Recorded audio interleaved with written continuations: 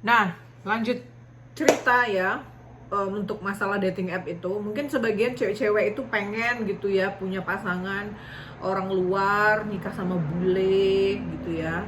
Karena mungkin kebanyakan orang lihat-lihat itu kalau nikah sama bule itu enak, kayaknya dibilang romantis lah, apalah. Mungkin dianggap itu bule semuanya punya uang gitu. Tidak, Barbara. Tidak seperti yang kamu bayangkan. Jadi bule itu pada dasarnya sama seperti kita di Indonesia. Ada yang kaya, ada yang biasa-biasa aja, ada yang kere juga, ada yang baik, ada yang nggak baik, ada yang gila juga.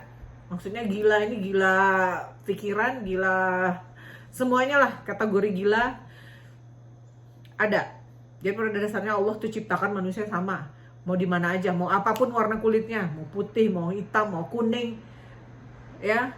Allah ciptakan manusia itu sama. Jadi kamu jangan berharap terlalu tinggi gitu. Oh, kamu menikah sama bule begini. Ya, kebanyakan orang yang posting-posting itu di sosial media bilang kelihatannya mereka tuh tampilkan yang bagus-bagus. Iya, benar memang. Karena pada dasarnya orang yang menampilkan apa yang ia ingin tampilkan gitu, terutama di sosial media.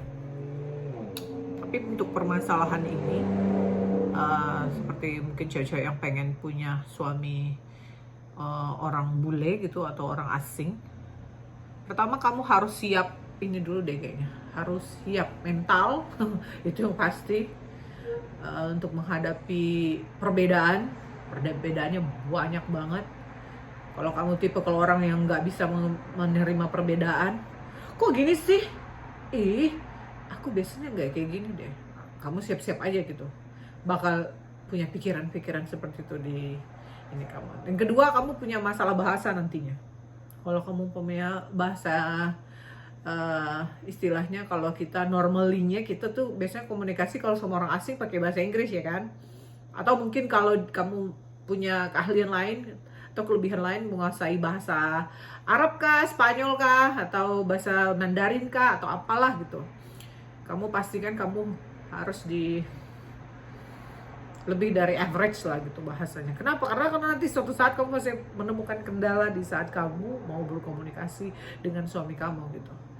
Dan kamu mungkin nggak akan sempat tuh cari translator atau translation.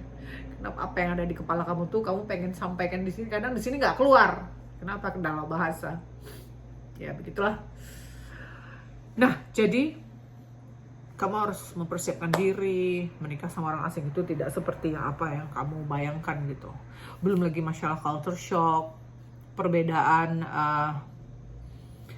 istilahnya sudah pasti beda ya di sini, nggak sama seperti Indonesia. Cuma satu yang aku sukai di sini, yaitu mereka itu lebih terbuka lah untuk masalah yang mungkin kita anggap itu aib gitu ya. Dan orang sini melihatnya lebih open minded aja gitu. Karena setiap manusia itu pasti pernah mengalami hal-hal yang tidak mengenakan. Dan kamu nggak akan dijudge gitu. Makanya begitu sih, begini sih gitu. Orang Indonesia karena kan hobi ngejudge-nya cepet banget gitu. Jadi kayak terkesan kurang empati gitu ya. Jadi orang jadi malas ngobrol gitu. Nah, jadi kamu harus siapkan mental. Menikah sama orang asing itu tidak sama seperti kamu menikah dengan orang yang satu bangsa gitu ya. Kadang yang satu bangsa aja tetap mengalami perbedaan, entah itu latar belakang suku yang membuat timbulnya perbedaan. Nah, jadi aku sampai di sini aku menikah dengan warga negara Amerika, terus kami hidup bersama. Dan sewaktu aku pertama kali kenal sama dia itu, aku mungkin sudah lihat beberapa red flag. Tapi mungkin aku ini tipikal orang yang mungkin dia nggak seperti itu gitu, kayak seperti ada second guessing gitu, mungkin dia nggak kayak gitu gitu. Jadi aku abaikan lah itu red flag. Nah, untuk kamu yang punya hubungan dengan orang yang kamu tunggu di dating app, kamu harus lebih waspada. Kalau kamu bisa lihat itu red flag, sudah kamu langsung cut aja. Yang kamu pikir itu kira-kira akan menjadi bumerang nanti suatu saat, suatu kamu menikahi dia, lebih baik kamu cut, ya. Apa yang menurut kamu, standar kamu nggak sesuai, kamu cut, jangan kamu lanjutkan. Ya, that's what happened to me, gitu. Karena aku akhirnya sampai di sini dengan mengabaikan beberapa red flag, ya aku pikir mungkin nggak akan seperti itu kalau kami bersama. Dan ternyata I was wrong. Ternyata orang yang aku kenal itu, yang sudah jadi suamiku pada saat itu ternyata lebih dari apa yang aku bayangkan di situ sebelumnya. Jadi aku mengalami KDRT juga,